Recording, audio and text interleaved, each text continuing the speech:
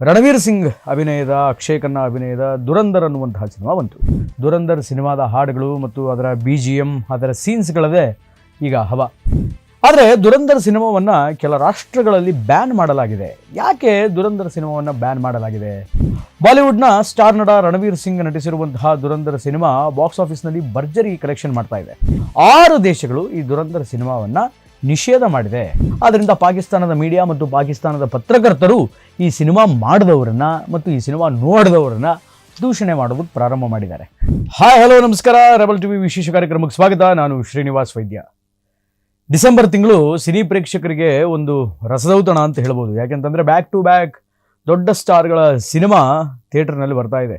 ಒಂದು ಕಡೆ ಕನ್ನಡದಲ್ಲಿ ದರ್ಶನ್ ರವರ ಡೆವಿಲ್ ಸಿನಿಮಾ ರಿಲೀಸ್ ಆದರೆ, ಇನ್ನೂ ತೆಲುಗುವಲ್ಲಿ ಅಖಂಡ 2 ನಂದಮುರಿ ಬಾಲಕೃಷ್ಣ ಅವರು ನಟನೆ ಮಾಡಿರುವಂತಹ ಅಖಂಡ 2 ಸಿನಿಮಾ ಬಂತು. ಅದರ ಜೊತೆಗೆ ಹಿಂದಿಯಲ್ಲಿ ರಣವೀರ್ ಸಿಂಗ್ ಅಭಿನಯದ ಅಕ್ಷಯ್ ಖನ್ನಾ ಅಭಿನಯದ ದುರಂದರ್ ಅನ್ನುವಂತಹ ಸಿನಿಮಾ ಬಂತು.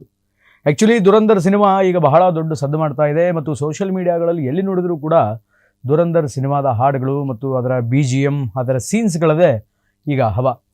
ಆದರೆ ದುರಂದರ್ ಸಿನಿಮಾವನ್ನು ಕೆಲ ರಾಷ್ಟ್ರಗಳಲ್ಲಿ ಬ್ಯಾನ್ ಮಾಡಲಾಗಿದೆ.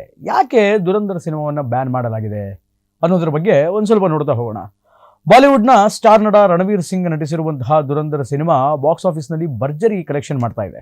ಇದೀಗ ಈ ಸಿನಿಮಾದ ಬಗ್ಗೆ ಒಂದು ಶಾಕಿಂಗ್ ನ್ಯೂಸ್ ಹೊರಗಡೆ ಬಂದಿದೆ. ನಾನು ಆಗಲೇ ಹೇಳಿದ ಹಾಗೆ ಭಾರತ ಮತ್ತು ಪಾಕಿಸ್ತಾನದ ಬೇಗುಗಾರಿಕೆಯ ಬಗ್ಗೆ ಈ ಸಿನಿಮಾ ಹೊಂದಿದೆ ಮತ್ತು ಅದರ ಸ್ಟೋರಿ, ಅದಕ್ಕೆ ಸಂಬಂಧಪಟ್ಟಂತಹ ಸ್ಟೋರಿ ಇದೆ ಅನ್ನುವಂಥದ್ದು ಈಗ ಸಿನಿಮಾ ನೋಡಿದ ಮೇಲೆ ಗೊತ್ತಾಗ್ತಾ ಇದೆ.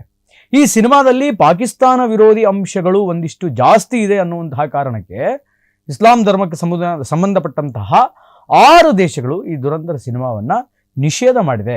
ಅಂದರೆ ಈ ಸಿನಿಮಾನ ನಿಷೇಧ ಹೇರಿದೆ. ಬ್ರೆಹಿನ್, ಕುವೈತ್, ಒಮಾನ್, ಕತಾರ್ ಮತ್ತು Saudi Arabia, United States of Arab Emirates UAE ಅಂತ ಏನು ಕರಿತೀವಿ, ಈ 6 ರಾಷ್ಟ್ರಗಳು ಈ ಸಿನಿಮಾನ ಬ್ಯಾನ್ ಮಾಡಿದೆ. ಬಟ್ ಇದೆಲ್ಲದರ ಮಧ್ಯೆ, ಈ ಅಪಭ್ರಂಶದ ಮಧ್ಯೆಯೂ ಕೂಡ ದುರಂದರ್ ಸಿನಿಮಾ ಹತ್ರ ಒಂದು 300 ಕೋಟಿ ರೂಪಾಯಿ ಕಲೆಕ್ಷನ್ ಮಾಡಿದೆ. ಸಿನಿಮಾ ರಿಲೀಸ್ ಆಗಿ ಏನೋ ತಿಂಗಳಾನುಗಟ್ಟಲೆ ಆಗಿಲ್ಲ. ಸಿನಿಮಾ ರಿಲೀಸ್ ಆಗಿ ಸೇಮ್ ಆಸ್ ಇಟ್ ಈಸ್ 4-5 ದಿನ ಆಯ್ತೇನೋ. But out of this 4-5 days cinema 300 ಕೋಟಿ ರೂಪಾಯಿ ಕಲೆಕ್ಷನ್ ಮಾಡಿದೆ. ದುರಂದರ್ ಸಿನಿಮಾ ರಿಲೀಸ್ ಆಗಿದ್ದು ದೊಡ್ಡ ಮಟ್ಟದಲ್ಲಿ ಪ್ರೇಕ್ಷಕರ ಮನಸ್ಸನ್ನು ಗೆದ್ದಿದೆ. ಈ ಸಿನಿಮಾದ ನಿರ್ದೇಶಕ ಆದಿತ್ಯ ಶ್ರೀಧರ್ ಅವರು ಬಹುನಿರೀಕ್ಷಿತ ಸ್ಪೈ ಥ್ರಿಲ್ಲರ್ ಚಿತ್ರವನ್ನು ಜನರಿಗೆ ಉಣಬಡಿಸಿದ್ದಾರೆ.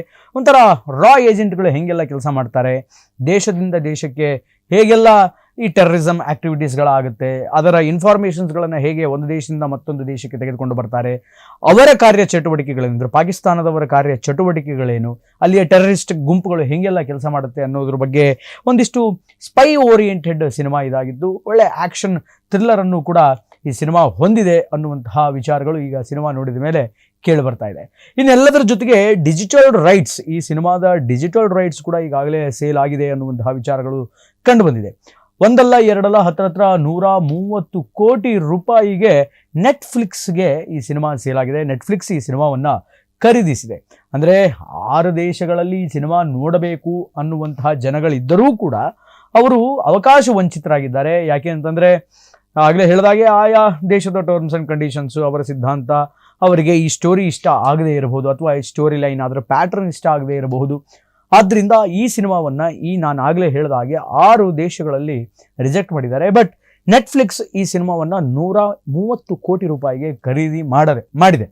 2026 ಅಂದರೆ ಇನ್ನೇನು ಕೆಲ ದಿನಗಳಲ್ಲಿ, ಅಂದರೆ ಹತ್ರ ಮ್ಯಾಕ್ಸಿಮಮ್ ಇನ್ನೂ 1 ತಿಂಗಳು ಅನ್ಕೊಳ್ಳಿ, 1 ತಿಂಗಳು ಒಳಗಡೆ ನೆಟ್ಫ್ಲಿಕ್ಸಲ್ಲಿ ಸಿನಿಮಾ ಬರುತ್ತೆ. ಆಗ 6 ರಾಷ್ಟ್ರಗಳಲ್ಲಿ ಏನು ನಿಷೇಧ ಆಗಿದೆಯಲ್ಲ, ಅವರೆಲ್ಲ ಫೋನಲ್ಲಿ ಕೈಯಲ್ಲಿ ತಮ್ಮ ಮೊಬೈಲನ್ನು ಹಿಡ್ಕೊಂಡು ಈ ಸಿನಿಮಾ ನೋಡಬಹುದು.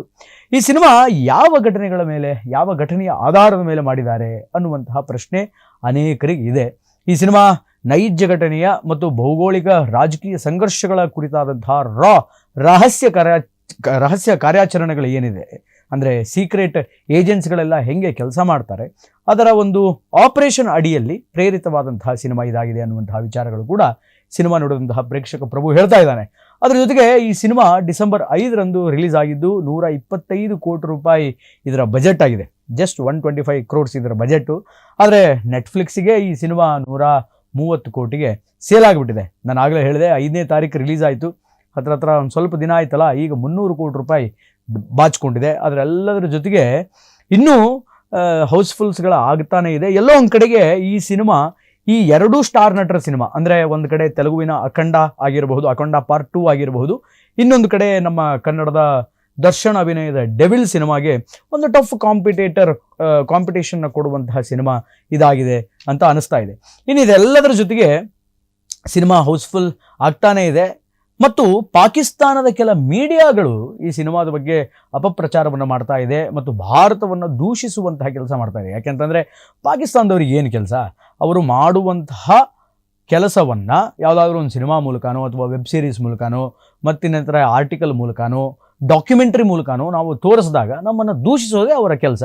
ಆದ್ದರಿಂದ ಪಾಕಿಸ್ತಾನದ ಮೀಡಿಯಾ ಮತ್ತು ಪಾಕಿಸ್ತಾನದ ಪತ್ರಕರ್ತರು ಈ ಸಿನಿಮಾ ಮಾಡಿದವರನ್ನ ಮತ್ತು ಈ ಸಿನಿಮಾ ನೋಡಿದವರನ್ನ ದೂಷಣೆ ಮಾಡೋದಕ್ಕೆ ಪ್ರಾರಂಭ ಮಾಡಿದ್ದಾರೆ. ಬಾಂಬೆ ಹಾಕಿದಾಗ ಸುಮ್ಮನೆ ಕೂತಿದ್ದೀವಿ ಅಂತೆ, ದೂಷಣೆ ಮಾಡಿದಾಗ ಯಾರು ಕೇರ್ ಮಾಡ್ತಾರೆ ಇವ್ರನ್ನ. ಆದ್ದರಿಂದ ಪಾಕಿಸ್ತಾನದವರು ದೂಷಣೆ ಮಾಡ್ತಾ ಇದ್ದಾರಂತೆ, ಮಾಡಲಿ, ಪರವಾಗಿಲ್ಲ.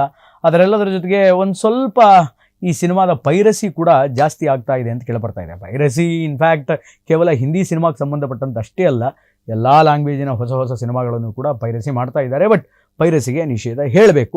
ಒಟ್ಟಾರೆಯಾಗಿ ಪಾಕಿಸ್ತಾನದ ನೀಚ ಕೃತ್ಯಗಳನ್ನು ಈ ಸಿನಿಮಾದಲ್ಲಿ ಬಹಳ ಸ್ಪಷ್ಟವಾಗಿ ಕಟ್ಟಿಕೊಟ್ಟಿದ್ದಾರೆ. ಅಂದರೆ ಪಾಕಿಸ್ತಾನ ಭಾರತದ ಜೊತೆ ಕೈ ಜೋಡಿಸಿ ಅದೇ ಹೆಂಗೆ ಭಾರತಕ್ಕೆ ಬೆಂಚೂರಿ ಹಾಕುತ್ತೆ, ಪಾಕಿಸ್ತಾನದವರು ನಮ್ಮ ದೇಶದವರನ್ನು ನಂಬಿಸಿ ಹೇಗೆ ನಮ್ಮೊಂದಿಗೆ ಬೆರೆತು ತಮ್ಮ ಪ್ಲ್ಯಾನನ್ನು ಎಕ್ಸಿಕ್ಯೂಟ್ ಮಾಡ್ತಾರೆ, ನಮ್ಮವರು ಅಲ್ಲಿಗೆ ಹೋಗಿ ಅವರು ಮಾಡುವಂತಹ ಆ ನೀಚ ಕೆಲಸವನ್ನು ಹೇಗೆಲ್ಲ ಕಂಡು ಹಿಡಿತಾರೆ ಅನ್ನುವಂತಹ ಎಲ್ಲ ಅಂಶಗಳನ್ನು ಕೀ ಟು ಕೀ ಆಗಿ ಈ ಸಿನಿಮಾದಲ್ಲಿ ತೋರಿಸ್ಕೊಟ್ಟಿದ್ದಾರೆ. ನಾನು ಆಗಲೇ ಹೇಳಿದೆ, ವೆರಿ ಥ್ರಿಲ್ಲಿಂಗ್ ಸಬ್ಜೆಕ್ಟ್ ಇದೆ. ರಾ ಏಜೆಂಟ್ಗಳು ಹೇಗೆಲ್ಲ ಕೆಲಸ ಮಾಡ್ತಾರೆ ಅನ್ನುವುದನ್ನು ಈ ಸಿನಿಮಾದಿಂದ ನಾವು ನೋಡಿ ತಿಳಿದುಕೊಳ್ಳಬಹುದು. ಈ ಕಾರಣಕ್ಕೆ ಅಂದರೆ ಪಾಕಿಸ್ತಾನದ ಒಂದು ದುಷ್ಟ ಮನಸ್ಥಿತಿ ಏನಿದೆ, ಪಾಕಿಸ್ತಾನದ ವೈಚಾರಿಕತೆ ಏನಿದೆ, ಅದೆಲ್ಲವನ್ನೂ ಕೂಡ ಈ ಸಿನಿಮಾದಲ್ಲಿ ಕಟ್ಟಿಕೊಟ್ಟಿರುವ ಕಾರಣದಿಂದ 6 ರಾಷ್ಟ್ರಗಳಲ್ಲಿ ಈ ಸಿನಿಮಾವನ್ನು ಕಂಪ್ಲೀಟಾಗಿ ಬ್ಯಾನ್ ಮಾಡಲಾಗಿದೆ. ಬಟ್ ವಾಟ್ ಎವರ್ 6 ರಾಷ್ಟ್ರಗಳಲ್ಲಿ ಬ್ಯಾನ್ ಮಾಡಿದರೂ ಕೂಡ ಈ ಸಿನಿಮಾಕ್ಕೆ ಯಾವುದೇ ತರಹದ ನೆಗೆಟಿವ್ ರಿವ್ಯೂ ನಮ್ಮ ಭಾರತ ದೇಶದಿಂದಂತೂ ಬಂದಿಲ್ಲ ಅಥವಾ ಬೇರೆ ರಾಷ್ಟ್ರಗಳಿಂದಂತೂ ಬಂದಿಲ್ಲ. ಫೈನಾನ್ಷಿಯಲಿ ಸಿನಿಮಾ ಲಾಸ್ ಆಗಿಲ್ಲ. ಯಾಕೆ ಅಂತಂದರೆ ನಾನು ಆಗಲೇ ಹೇಳಿದೆ, ಬಜೆಟ್ 125 CR, 125 ಕೋಟಿ ಬಜೆಟ್. ನೆಟ್ಫ್ಲಿಕ್ಸಿಗಾಗಲೇ 130 ಕೋಟಿಗೆ ಸಿನಿಮಾ ಸೇಲ್ ಆಗಿದೆ. ಇನ್ನು ಥಿಯೇಟರ್ ಕಲೆಕ್ಷನ್ಸ್ ಅಂತ ಬಂದರೆ 300 crores, 300 ಕೋಟಿ ರೂಪಾಯಿನ ಆಗಲೇ ಈ ಸಿನಿಮಾ ಬಾಚಿಕೊಂಡಿದೆ. ಎಲ್ಲ ನ್ಯಾಷನಲಿಸ್ಟ್ಗಳು, ರಾಷ್ಟ್ರೀಯವಾದಿಗಳು ಈ ಸಿನಿಮಾ ಚೆನ್ನಾಗಿದೆ ಅನ್ನುವಂತಹ ರಿವ್ಯೂವನ್ನು ಕೊಡ್ತಾ ಇದ್ದಾರೆ. ಸಿನಿಮಾವನ್ನು ನೋಡಿ ಅನ್ನುವಂತಹ ಒಂದು ಸಂದೇಶವನ್ನು ಕೂಡ ರವಾನೆ ಮಾಡ್ತಾ ಇದ್ದಾರೆ. ವಾಟ್ ಎವರ್, ಬಟ್ ಮುಂದಿನ ದಿನಗಳಲ್ಲಿ ಈ ಸಿನಿಮಾ ಇನ್ನೂ ಎಷ್ಟರ ಮಟ್ಟಿಗೆ ಸದ್ದು ಮಾಡುತ್ತೆ ಮತ್ತು ಇನ್ನೂ ಎಷ್ಟರ ಮಟ್ಟಿಗೆ ಬೇರೆ ಆಯಾಮವನ್ನು ಪಡೆದುಕೊಳ್ಳುತ್ತೆ ಅನ್ನುವಂಥದ್ದನ್ನು ನಾವು ಮತ್ತು ನೀವು ಕಾದು ನೋಡಬೇಕು. ಒಟ್ಟಾರೆಯಾಗಿ ಇದು ಈ ಹೊತ್ತಿನ ವಿಶೇಷ. ನಿರಂತರ ಸುದ್ದಿಗಾಗಿ ನೋಡ್ತಾ ಇರಿ ರೆಬಲ್ ಟಿವಿ. ನಮಸ್ಕಾರ.